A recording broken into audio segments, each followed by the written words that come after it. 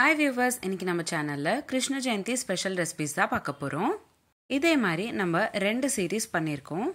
முதல் சீரிஸ்ல 5 வகையான sweet recipes ஒரே மாவு வச்சு எப்படி செய்யறதுன்னு பார்த்தோம். ரெண்டாவது சீரிஸ்ல 2 ரிச்சா இருக்கக்கூடிய அல்வா ரெசிபீஸ் பார்த்தோம்.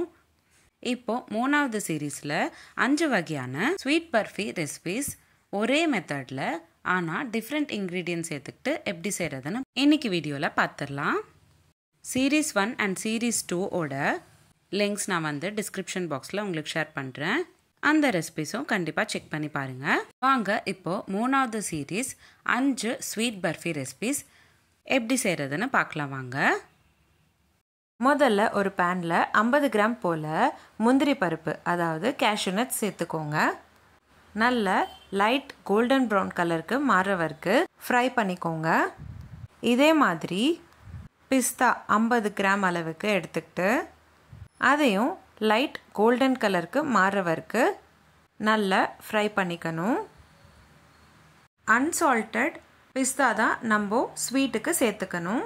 இப்போ பிஸ்தா எப்படி ஃப்ரை பண்ணிக்கிட்டோமோ அதே மாதிரி தான் பூசணிக்காய் விதை அதாவது பம்ப்கின் சீட்ஸும் 50 கிராம் அளவுக்கு எடுத்துக்கிட்டு நல்லா ஃப்ரை பண்ணிக்கணும். கோல்டன் ப்ரௌன் கலருக்கு மாற வரைக்கும் நல்லா ஃப்ரை பண்ணிக்கணும். நம்ம பூசணிக்காய் விதையை எப்படி ஃப்ரை பண்ணிக்கிட்டோமோ அதே மாதிரி தான் கிர்னி பழ விதையை கூட நம்ம நல்லா ஃப்ரை பண்ணிக்கணும். அதே மாதிரி 50 கிராம் அளவுக்கு கிர்னி பழ விதையை கூட நான் எடுத்துக்கிறேன். நல்ல கோல்டன் ப்ரௌன் கலருக்கு மாறுற வரைக்கும் நல்லா ஃப்ரை பண்ணிக்கோங்க. நான் இப்போது உங்களுக்கு சொன்ன கிர்னி பழ விதையும் பூசணிக்காய் விதையும் டிபார்ட்மெண்டல் ஸ்டோரில் கிடைக்கும். இப்போது நம்ம முதல்ல ஃப்ரை பண்ணி வச்சுருந்த கேஷ்யூ நட்ஸ் மிக்ஸி ஜாரில் சேர்த்துக்கிட்டு நல்ல ஃபைன் பவுடராக அரைச்சிக்கணும். நான் உங்களுக்கு வீடியோவில் காட்டுற மாதிரி நல்ல ஃபைன் பவுடராக அரைச்சிக்கோங்க. அடுத்ததாக பூசணிக்காய் விதை ஃப்ரை பண்ணி வச்சுருந்தோம் இல்லையா, அதையும் சேர்த்துக்கிட்டு நல்ல ஃபைன் பவுடராக அரைச்சிக்கோங்க. வீடியோவில் காட்டுற மாதிரி நல்ல ஃபைன் பவுடராக அரைச்சிக்கோங்க. அடுத்ததாக பிஸ்தாவும் மிக்ஸி ஜாரில் சேர்த்துக்கிட்டு நல்ல ஃபைன் பவுடராக அரைச்சிக்கோங்க. அடுத்ததாக கிர்னி பழ விதை ஃப்ரை பண்ணதும் மிக்ஸி ஜாரில் சேர்த்துக்கிட்டு நல்ல ஃபைன் பவுடராக அரைச்சிக்கோங்க. இப்போது நம்ம 4 விதமான சீட் பவுடர் ரெடி பண்ணிக்கிட்டோம். இந்த பவுடர்ஸ் எல்லாமே சேர்த்துக்கிட்டு தான் நம்ம பர்ஃபி செய்ய போகிறோம். முதல்ல பூசணி விதையோட பர்ஃபி எப்படி செய்கிறதுன்னு பார்க்கலாம் வாங்க. ஒரு கெடாயில் 50 கிராம் போல் சர்க்கரை சேர்த்துக்கோங்க. 25 ml தண்ணி சேர்த்துக்கிட்டு நல்லா கலந்து விட்டுக்கோங்க. எந்த அளவுக்கு நம்ம சீடோட பவுடர் சேர்த்துக்கிறோமோ அதே அளவுக்கு தான் நீங்கள் வந்து சர்க்கரையும் சேர்த்துக்கணும். நான் இன்னைக்கு 50 கிராம் அளவுக்கு பூசணிக்காய் விதை எடுத்துக்கிட்டதுனால அதே அளவுக்கு தான், அதாவது 50 கிராம் போல் சர்க்கரையை சேர்த்துக்கிட்டேன். சர்க்கரையில் பாதி அளவுக்கு தண்ணி சேர்த்துக்கணும். ஒரு ஸ்ட்ரிங் பாகு வர வரைக்கும் கலந்து விட்டுக்கிட்டே இருக்கணும். சர்க்கரை பாகு ரெடி ஆகிட்டக்கப்புறம் நம்ம அரைச்சி வச்சிருக்கிற பூசணி விதையோட பவுடர் சேர்த்துக்கிட்டு கலந்து விட்டுக்கிட்டே இருக்கணும். இடையில 2 வாட்டி 2 ஸ்பூன் அளவுக்கு நெய் சேர்த்துக்கிட்டே வாங்க. அதாவது 10 ml போல் நெய் வந்து இந்த பர்ஃபிக்கு தேவைப்படும். கலந்து விட்டுக்கிட்டே இருந்தீங்கன்னா 2லேருந்து 5 நிமிஷம் ஆனக்கப்புறம் லேசாக பபிள்ஸ் மாதிரி வரும். இந்த ஸ்டேஜில் நீங்கள் ஸ்டவ் ஆஃப் பண்ணிக்கிட்டு ஒரு பிளேட்டில் நெய் தடவிக்கிட்டு அதுக்கப்புறமா நம்ம ப்ரிப்பேர் பண்ணி வச்சுருக்கிற பூசணி விதையோட மிக்சரை பிளேட்டில் சேர்த்துக்கிட்ட உடனே உங்களோட நைஃப்க்கு நெய் சேர்த்துக்கிட்டு நான் வீடியோவில் காட்டுற மாதிரி கட் பண்ணிக்கணும். அதுக்கப்புறம் பண்ணிங்கன்னா ரொம்ப கெட்டியாயிடும், கட் பண்ண முடியாது. அதனால தான் நம்ம உடனே கட் பண்ணிக்கணும்.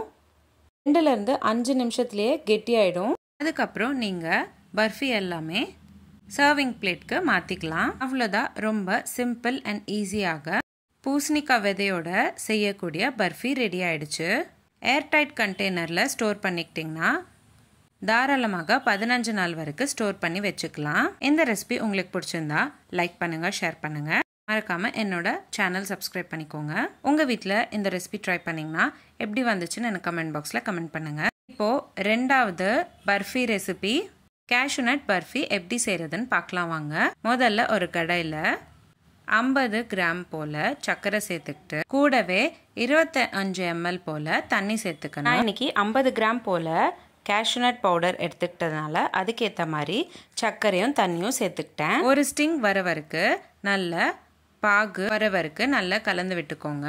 அதுக்கப்புறம் சர்க்கரை பாகில் நம்ம அரைச்சி வச்சிருக்கிற கேஷ்யூ நட் பவுடர் சேர்த்துக்கிட்டு கூடவே 2 ஸ்பூன் அளவுக்கு நெய் சேர்த்துக்கிட்டு விடாமல் கலந்து விட்டுக்கிட்டே இருங்க. நல்ல பபிள்ஸ் மாதிரி வந்தக்கப்புறம் ஒரு பிளேட்டில் நெய் தடவிக்கிட்டு நம்ம செஞ்சு வச்சிருக்கிற மிக்சரை சேர்த்துக்கோங்க. உடனே நான் வீடியோவில் காட்டுற மாதிரி கட் பண்ணிக்கணும். நைஃப்பில் நெய் சேர்த்துக்கிட்டு கட் பண்ணுங்க. அப்போதான் ஈஸியாக உங்களால் பீசஸ் பண்ண முடியும். 2லேருந்து 5 நிமிஷத்துலேயே பர்ஃபி நல்லா கெட்டியாயிடும். பொறுமையாக கட் பண்ணிக்கிட்டு சர்விங் பிளேட் மாற்றிக்கோங்க. அவ்வளோதான். ரொம்ப சிம்பிள் அண்ட் ஈஸியாக அதே சமயம் டேஸ்டியாக இருக்கக்கூடிய கேஷ்யூ நட் பர்ஃபி ரெடி ஆயிடுச்சு. ஏர்டைட் கண்டெய்னரில் ஸ்டோர் பண்ணிக்கிட்டிங்கன்னா தாராளமாக 15 நாள் வரைக்கும் ஸ்டோர் பண்ணிக்க முடியும். இந்த ரெசிபி நீங்களும் உங்கள் வீட்டில் ட்ரை பண்ணிவிட்டு எப்படி வந்துச்சுன்னு எனக்கு கமெண்ட் பாக்ஸில் கமெண்ட் பண்ணுங்கள். இப்போது அடுத்த பர்ஃபி ரெசிபி பிஸ்தா பர்ஃபி எப்படி பண்ணுறதுன்னு பார்க்கலாம் வாங்க. 50 கிராம் பிஸ்தா எடுத்துக்கிட்டதுனால 50 கிராம் அளவுக்கு சர்க்கரையை சேர்த்துக்கிட்டு கூடவே 25 ml போல் தண்ணி சேர்த்துக்கிட்டு பாகு வர வரைக்கும் நல்லா கலந்து விட்டுக்கணும். ஒரு ஸ்டிங் பாகு வர வரைக்கும் கலந்து விட்டுக்கிட்டு அதுக்கப்புறமா நம்ம ப்ரிப்பேர் பண்ணி வச்சுருக்கிற பிஸ்தா பவுடரை சேர்த்துக்கணும். மறக்காமல் 2 ஸ்பூன் அளவுக்கு நெய் கூடவே சேர்த்துக்கோங்க. விடாமல் கலந்து விட்டுக்கிட்டே இருக்கணும், இல்லைன்னா அடி பிடிச்சிடும். 2லேருந்து 5 நிமிஷத்துலேயே உங்களுக்கு லேசாக பபிள் ஸ்டார்ட் ஆகும். அப்போது உடனே நம்ம செஞ்சு வச்சுருக்கிற மிக்சரை நான் வீடியோவில் காட்டுற மாதிரி நெய் தடவின நைஃபோட இந்த மாதிரி பீசஸ் பண்ணிக்கணும். 2லேருந்து 5 நிமிஷத்துலேயே பர்ஃபி எல்லாம் நல்லா கெட்டியாயிடும். நல்லா ஆறுனக்கப்புறம் பர்ஃபி பீசஸில் சர்விங் பிளேட்க்கு மாற்றிக்கோங்க. ஏர்டைட் கண்டெய்னரில் ஸ்டோர் பண்ணிக்கிட்டிங்கன்னா பிஸ்தா பர்ஃபி தாராளமாக 15 நாள் வரைக்கும் ஸ்டோர் பண்ணிக்கலாம். இந்த ரெசிபி எப்படி இருந்துச்சுன்னு எனக்கு கமெண்ட் பாக்ஸில் கமெண்ட் பண்ணுங்கள். இப்போது அடுத்ததாக கிர்னி பழ விதையோட பர்ஃபி எப்படி செய்கிறதுன்னு பார்க்கலாம் வாங்க. நான் இன்றைக்கி 50 கிராம் போல் கிர்னி பழ விதை எடுத்துக்கிட்டதுனால அதே அளவுக்கு சர்க்கரையும் எடுத்துக்கணும். ஒரு கடாயில் 50 கிராம் அளவுக்கு சர்க்கரையை சேர்த்துக்கிட்டு கூடவே அதில் பாதி அளவுக்கு தண்ணி, அதாவது 25 ml அளவுக்கு தண்ணி சேர்த்துக்கணும்.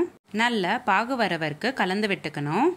ஒரு ஸ்டிங் பாகு வர வரைக்கும் கலந்து விட்டுக்கிட்டே இருக்கணும். இப்போது அடுத்ததாக இந்த சர்க்கரை பாகில் நம்ம ப்ரிப்பேர் பண்ணி வச்சுருக்கிற கிர்னி பழ விதையோட பவுடர் சேர்த்துக்கணும். கூடவே 2 ஸ்பூன் அளவுக்கு நெய் கூட சேர்த்துக்கோங்க. அதாவது 10 ml போல் நெய் சேர்த்துக்கணும். விடாமல் கலந்து விட்டுக்கிட்டே இருங்க, இல்லைன்னா அடி பிடிச்சிரும். 2லேருந்து 5 நிமிஷத்துலேயே உங்களுக்கு லேசாக பபிள்ஸ் வர ஸ்டார்ட் ஆகும்.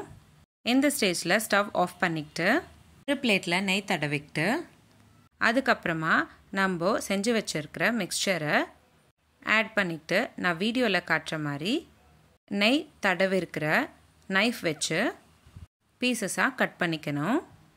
அவ்வளோதான். ரொம்ப சிம்பிள் அண்ட் ஈஸியான அதே சமயம் ரொம்ப சுவையாக இருக்கக்கூடிய கிர்னி பழ விதையோட பர்ஃபி ரெடி ஆயிடுச்சு. ஏர்டைட் கண்டெய்னரில் ஸ்டோர் பண்ணிக்கிட்டிங்கன்னா 15 நாள் வரைக்கும் தாராளமாக ஸ்டோர் பண்ணிக்கலாம். இந்த ரெசிபி எப்படி இருந்துச்சுன்னு எனக்கு கமெண்ட் பாக்ஸில் கமெண்ட் பண்ணுங்கள். அடுத்ததாக நம்ம மைசூர் பாக் பர்ஃபி எப்படி செய்கிறதுன்னு பார்க்கலாம் வாங்க. முதல்ல ஒரு கடாயில் 50 கிராம் போல் சர்க்கரையை சேர்த்துக்கிட்டு கூடவே 25 ml போல் தண்ணி சேர்த்துக்கிட்டு சர்க்கரை பாகு ரெடி பண்ணிக்கணும். இப்போது சர்க்கரை பாகில் 50 கிராம் போல் கடலை மாவு சேர்த்துக்கணும். எவ்வளோ நம்ம கடலை மாவு சேர்த்துக்கிறோமோ அதே அளவுக்கு தான் நம்ம சர்க்கரையும் சேர்த்துக்கணும். 50 கிராம் கடலை மாவு சேர்த்துக்கிட்டிங்கன்னா 2 ஸ்பூன் அளவுக்கு நெய், அதாவது 10 ml போல் நெய் தேவைப்படும். கடலை மாவு சேர்த்துக்கிட்ட உடனே 10 ml போல் நெய் கூடவே சேர்த்துக்கிட்டு நல்லா கலந்து விட்டுக்கணும்.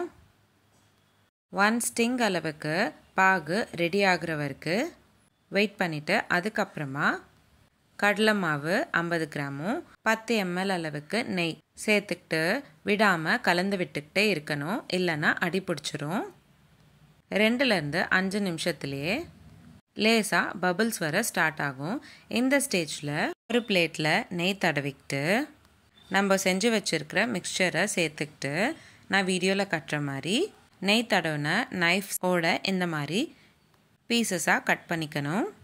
2லேருந்து 5 நிமிஷத்துலேயே மைசூர் பாக் பர்ஃபி நல்லா கெட்டியாயிடும். அதுக்கப்புறமா நீங்கள் ஏர்டைட் கண்டெய்னரில் ஸ்டோர் பண்ணிக்கலாம். 15 நாள் வரைக்கும் நம்மளால் ஸ்டோர் பண்ணிக்க முடியும். அவ்வளோதான், ரொம்ப சிம்பிள் அண்ட் ஈஸியான மைசூர் பாக் பர்ஃபி ரெடி ஆயிடுச்சு. எந்த ரெசிபி நீங்கள் உங்கள் வீட்டில் ட்ரை பண்ணிங்கன்னா எப்படி வந்துச்சுன்னு எனக்கு கமெண்ட் பாக்ஸில் கமெண்ட் பண்ணுங்கள். உங்களுக்கு இந்த வீடியோ பிடிச்சிருந்தா லைக் பண்ணுங்கள், ஷேர் பண்ணுங்கள். இதே மாதிரி டெய்லி ஒரு ரெசிபி பார்க்குறதுக்கு என்னோடய சேனல் சப்ஸ்கிரைப் பண்ணிக்கோங்க. உங்களுக்கு எந்த பர்ஃபி ரொம்பவே பிடிச்சிருந்ததுன்னு எனக்கு கமெண்ட் பாக்ஸில் கமெண்ட் பண்ணுங்கள். நம்மளோட சேனலில் இந்த மாதிரி நிறைய சீரீஸ் போஸ்ட் பண்ணியிருக்கோம். Healthy pasta series, healthy breakfast ideas, kids lunch box ideas, கூட்டு சீரீஸ், குழம்பு சீரீஸ், ரசம் சீரீஸ், சட்னி சீரீஸ், ஆந்திரா பச்சடி சீரீஸ், தயிர் பச்சடி series, gluten free recipes, no oil no boil recipe, badam series, healthy starter series, no onion no garlic series, chapati side dish series, மார்கழி மாதம் சாதம் recipes, இந்த மாதிரி நிறைய series நம்மளோட சேனலில் போஸ்ட் பண்ணியிருக்கோம். லிங்க்ஸ் எல்லாமே நான் உங்களுக்கு டிஸ்கிரிப்ஷன் பாக்ஸில் ஷேர் பண்ணுறேன், கண்டிப்பாக செக் பண்ணி பாருங்கள். இந்த வீடியோ எப்படி இருந்துச்சுன்னு எனக்கு கமெண்ட் பாக்ஸில் கமெண்ட் பண்ணுங்கள். மீண்டும் சந்திப்போம் ஒரு சுவையான ரெசிபியுடன். தேங்க்யூ.